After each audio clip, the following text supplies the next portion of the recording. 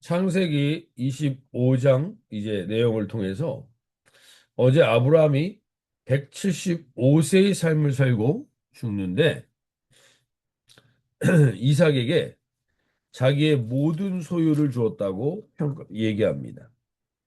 25장 5절에서 아브라함이 이삭에게 자기의 모든 소유를 주었고 자기의 서자들에게도 재산을 주어 자기 생전에 그들로 하여금 자기 아들 이삭을 떠나 동방 곧 동쪽 땅으로 가게 하였다. 그래서 아브라함이 이삭에게 모든 소유를 주었다고 할 때 그 모든 소유는 우리는 소유 그러면 부모님이 죽고 나서 소유를 얘기할 때 대부분 재산을 이야기합니다. 재산과 부동산과 이런 것들을 이야기하죠. 근데 성경은 아브라함에게 있어서의 모든 소유의 가장 중요한 소유의 핵심은 하나님이 주신 약속이었다는 것입니다. 아브라함은 하나님의 약속을 이삭 외에 다른 아들들에게는 주지 않았습니다. 아브라함에게 가장 큰 유산 중에 하나는 하나님의 약속이었습니다. 오늘 우리가 이 아침에 하나님의 약속을 굳건히 붙들고 나아가는 복된 아침이 되시길 바랍니다. 오늘 이 하루가 내가 또 오늘 하루 주어진 하루를 이렇게 살아가는 것이지 라고 생각하고 그냥 무감각하게 맞이하셨다면 오늘 다시 한번 우리가 이 하루를 시작하면서 하나님의 약속, 오늘 하나님의 약속이 이 날에 이루어지는 복된 하루가 오늘 나에게 주어진 것임을 알고 우리 자녀들에게 내가 물려줄 가장 최고의 유산은 하나님의 약속이라는 사실을 오늘 다시 우리가 명확하게 붙드는 이 하루가 되게 해달라고 기도하며 나갈 수 있길 바랍니다. 아브라함은 여러 가지 인생에서 실수가 있었고 넘어짐이 있었습니다. 아브라함과 사라의 인생은 완벽한 인생이 아니었다라는 것을 우리는 지금 창세기 내용을 통해서 이미 살펴보았습니다. 근데 하나님은 이 아브라함은 시간이 지날수록 하나님의 나라와 그 하나님의 나라를 이루어 가시는 하나님의 약속을 온전히 붙드는 사람으로 성숙하고 변화되어 갑니다. 그리고 그 성숙함에 있어서 가장 중요한 요소 중에 하나는 단순함이었어요. 단순하게 하나님의 약속을 믿는 것입니다. 그 믿음의 여정으로 그도 때로는 재산 때문에 애굽으로 내려가기도 하고 아내를 팔아먹기도 하고 그런 실수를 했지만 결국엔 그가 알게 됩니다. 이 인생에 있어서 가장 중요한 것은 하나님의 약속이라는 것입니다. 그래서 하나님의 약속을 아브라함은 이삭에게 물려주게 됩니다. 그리고 나서 이스마엘의 족보가 나타나게 됩니다. 그게 12절부터 18절까지 이스마엘의 후예의 족보가 나옵니다. 그리고 나서 19절부터 오늘 우리가 읽었던 26절까지 내용에는 이삭의 족보가 나옵니다. 이 두 가지의 족보가 아브라함에게서 나오는데 이 족보의 차이를 유일하게 두는 이유가 있습니다. 성경에 족보가 많이 나와서 이 족보를 보면서 우리가 되게 지루하게 생각할 수 있습니다. 그러나 성경의 족보는 인류 역사를 축약해 놓은 겁니다. 인류 역사가 축약되어 이렇게 어떤 한 인생도 그냥 흘러가는 인생이 없습니다. 모든 인생에는 그 인생의 역사가 있다는 것입니다. 그 역사가 기록된다는 겁니다. 그런데 오늘 이스마엘의 후예의 역사를 이렇게 시작합니다. 12절에서 사라의 여종 애굽인 하갈이 아브라함에게 낳은 아들 이스마엘의 족보는 이러하고 이스마엘의 족보를 아브라함에게서 낳은 아들이라고 하지만 누구의 이름으로 시작하냐면 사라의 여종 애굽인 하갈이 주어가 하갈입니다. 즉 하갈에 의해서 태어나는 자녀들입니다. 근데 그 자녀들은 이미 이스마엘은 이삭보다 13살이 많습니다. 그는 일찍이 아이를 애굽 여자를 아내로 삼습니다. 이 어머니 하갈이 믿음의 근거를 어디서 찾냐? 애굽에서 찾습니다. 애굽의 번영과 번창과 거기에서 아내를 취하여서 이스마엘의 자녀들을 낳게 되는데 이스마엘이 16절에 보면 이스마엘의 아들들이요 그 촌과 부락대로 된 이름이며 그 족속대로는 12 지도자들이었다. 12 지도자가 이미 이스마엘에게 나타납니다. 이스마엘의 인생이 이 족보가 이스마엘의 족보와 이제 그다음 이삭의 족보가 등장하는데 세상은 어떻게 보면 이 두 가지로 나눠진다라는 것을 지금 성경은 이야기하고 있습니다. 애굽의 애굽이라는 상징은 언제나 세상의 번영과 세상에 종되어 있는 모습입니다. 그것이 이 애굽을 상징합니다. 즉 애굽의 족보는 이스마엘과 똑같습니다. 가인의 후예와 그리고 에노스 셋의 후예가 나눠졌던 것처럼 계속 인류 역사는 이렇게 나눠집니다. 거기에 가장 큰 차이점은 무엇이냐? 이삭은 이렇게 시작합니다. 19절에 아브라함의 아들 이삭의 족보는 이러하니 아브라함에게서 시작합니다. 그리고 아브라함은 이삭의 아내를 가나안 여자나 애굽 여자 함부로 거기서 취하지 않습니다. 자기 본토 친척의 집에서 아내를 취합니다. 그래서 그 이삭이 그 후에 리브가를 통해서 아이를 낳게 되는 장면이 나오는데 결정적으로 이 두 가지의 차이가 육적인 족보의 차이는 계속해서 잘 번창하고 잘 이루어집니다. 그러나 그들에게 있어서는 17절에 이 표현이 대단히 중요한데 이스마엘의 향년이 137세의 기운이 닿아 죽어 자기 백성에게로 돌아갔고 똑같이 우리가 보는 성경에는 이스마엘의 향년이 137세에 죽었구나. 그 다음에 창세기 25장 7절에 보면 아브라함의 향년이 175세라. 175세에 죽었구나. 향년 똑같은 말이 나오니까 우리는 그냥 똑같이 아브라함의 이 시간과 족보와 이 이스마엘의 족보가 똑같은 것 같은데 이 히브리 원어적인 성경에 보면 이 두 단어에 이 똑같은 우리나라 성경인 똑같은 문장으로 되어 있는 이 두 단어가 여기에 아브라함이 죽은 것에 대해서만 다른 표현 하나가 나옵니다. 아브라함이 죽으면은 욤이라는 단어가 나옵니다. 욤. 이건 날이라는 뜻입니다. 날이라는 뜻이고 이스마엘에게는 그냥 연이라는 뜻으로 나옵니다. 이게 무슨 의미의 차이가 있는가? 뭐 이제 학자들의 의견이지만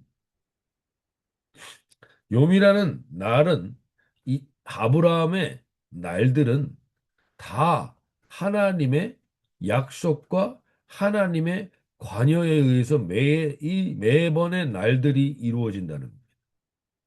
근데 이스마엘에게서는 그 날들이 하나님과 관계없는 횟수로 나오게 되는 것이죠. 이것이 무슨 의미가 있는 거냐? 오늘 우리가 보십시오. 이스마엘의 후예들은 애, 이스마엘은 이미 12지도자를 이룰 수 있는 번창을 이룹니다. 자녀들의 번성을 이룹니다. 육적인 번성이 일어납니다. 그리고 그들은 한 총과 부락을 차지할 만큼 힘을 갖게 됩니다. 그런데 그들은 그렇게 살다가 흙으로 돌아가는 인생입니다. 그리고 그들은 늘 대적하고 싸우며 서로 형제끼리도 그 재산과 그 번성을 위해 갈등하는 인생으로 나온다면 이삭의 후예들을 보십시오. 이삭에게 12지파가 되는 건요. 이삭에게서 나오지 않습니다. 그의 아들 야곱을 통해서 이후에 12지파가 이루어집니다. 훨씬 더 12지파가 이루어지는 지도자들이 세워지는데 훨씬 더 오랜 시간이 걸립니다. 그리고 21절을 보시면 이삭이 그의 아내가 임신하지 못함으로 그를 위하여 여호와께 간구하매 여호와께서 그의 간구를 들으셨으므로 그 아내 리브가가 임신하였더니 이삭에게는 우리가 생각하는 일들이 술술 잘 풀리질 않습니다. 애를 쉽게 못 납니다. 아브라함 때부터 계속 반복되고 있습니다. 이 뭔가 우리가 볼 때는 하나님을 안 믿는 것들은 안 믿는 사람들은 더 잘 되고 번창하고 이루어지는데 하나님을 믿는 사람들은 왜 이렇게 뭔가 더 힘들게 지금 이삭이 결혼을 40세에 했는데 아이를 60세에 낳았다 그래요.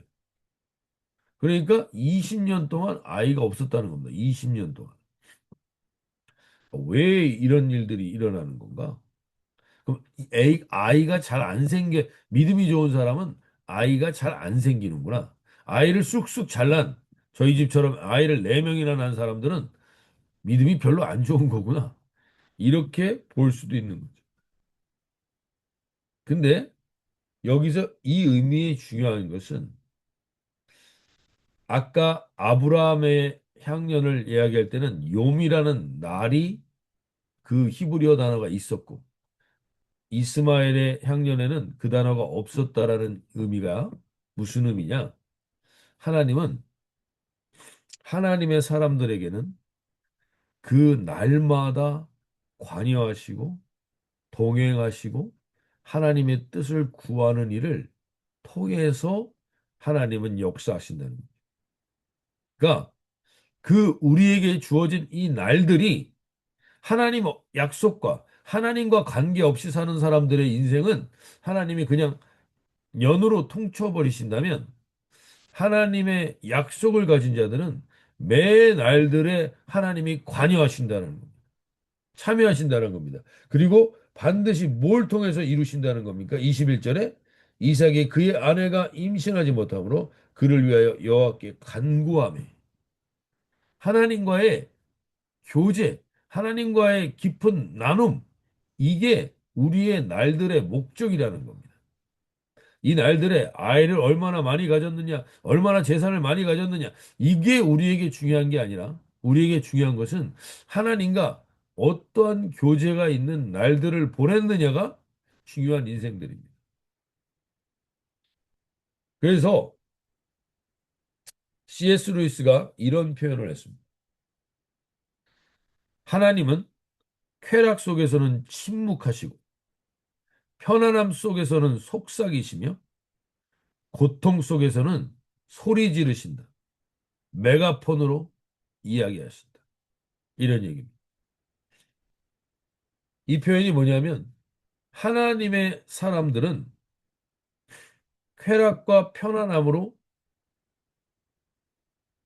즉 이스마엘의 후예들은 이 땅에서 어떻게 하면 더 큰 쾌락과 어떻게 하면 더 큰 번성과 어떻게 하면 더 큰 재산을 가질까에 포커스를 두는 인생들이라면 그들에게는 하나님이 침묵하신다는 것. 그리고 하나님의 사람들이 편안하고 안락함을 갖게 될 때는 우리가 하나님이 속삭이시는 소리도 들린다는 것. 근데 고통 속에서는 하나님이 소리 지르시는 음성이 들린다는 것이죠. 우리에게 하나님이 매일의 날에 관여하시길 원합니다. 오늘 이 날에도 하나님은 우리에게 말씀하시길 원합니다. 우리와 동행하시길 원합니다.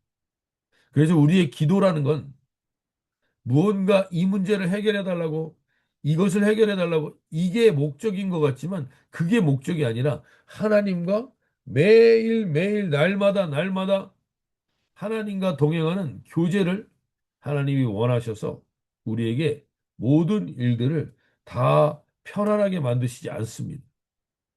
쾌락과 즐거움으로만 만드시지 않습니다. 왜? 그러면 하나님의 속삭임이 들리지 않을 때가 있습니다. 오늘 이 아침에 저와 여러분이 기도하며 나가실 때 하나님, 하나님이 우리에게는 왜 인생이 이렇게 힘들고 어려운 것 같지? 하나님과 교제하며 말씀을 나누길 원하시는 분. 우리 인생 가운데 하나님의 속삭임이 잘 안 들릴 때가 있습니다. 내 안락한 삶에 안주하다 보면 하나님의 음성이 안 들립니다. 그래서 하나님은 하나님의 사람들을 절대로 하나님이 속삭이시는 자리에만 두시지 않습니다.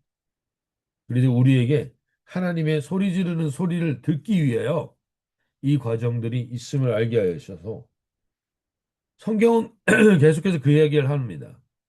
그래서 하나님의 사람들은 모든 일들을 자기의 계획과 자기의 뜻대로 이루어지는 게 아니라 자기의 계획이 무너지고 자기의 뜻이 무너지고 그래서 하나님의 음성을 듣게 하는 게 하나님의 선택받은 사람들의 삶의 매일의 날입니다. 하나님은 오늘도 우리에게 이 날에 관여하시길 원합니다. 관심을 가지고 하나님이 우리와 동행하시길 원합니다. 나는 그러고 싶지 않은데? 그러면 이스마엘의 후예로 끝나는 겁니다. 인생은. 이 땅에서는 번성했는지 모르지만 형제끼리 맞은편에 거주하였더라. 이게 무슨 말이냐면 모든 형제끼리 싸우고 갈등하고 그러다 끝나는 인생이 되는 겁니다. 이 땅에서는 소유를 가지고 번성한 것 같지만 그렇게 흙으로 돌아가는 인생으로 끝나는 겁니다. 그러나 이삭의 후예들은 하나님의 음성을 들으며 하나님께 간구와 약속으로 매일의 날들을 채워가는 인생을 살게 됩니다. 오늘 저와 여러분 가운데도 이 하루 내 가정 가운데, 내 삶 가운데 이 고통이 있다면 하나님의 부르짖으시는 소리 그것을 듣고 하나님의 약속을 온전히 붙들고 나아가는 복된 날이 되실 수 있길 바랍니다. 자, 이렇게 기도하시며 나갈 때 주님, 하나님을 믿는다라는 것은 이 고통이 끊이지 않는다는 것이라면 왜 우리가 하나님을 믿어야 되는가 생각이 들 수도 있습니다. 그러나 우리에게서 우리의 날이 가장 가치 있게 되는 것은 이 땅에서의 번영이 아니라 하나님과의 동행과 그 하나님의 약속을 붙드는 것이 가장 가치 있는 인생이기에 하나님이 우리에게 이 시간과 이 날을 두심을 알게 하여 주셔서 오늘 이 날 하나님의 약속을 우리가 다시금 깨닫고 기도가 끊이지 않는 하루를 살게 해달라고 기도하며 나가실 수 있게 바랍니다. 자, 이렇게 기도하시며 나가겠습니다.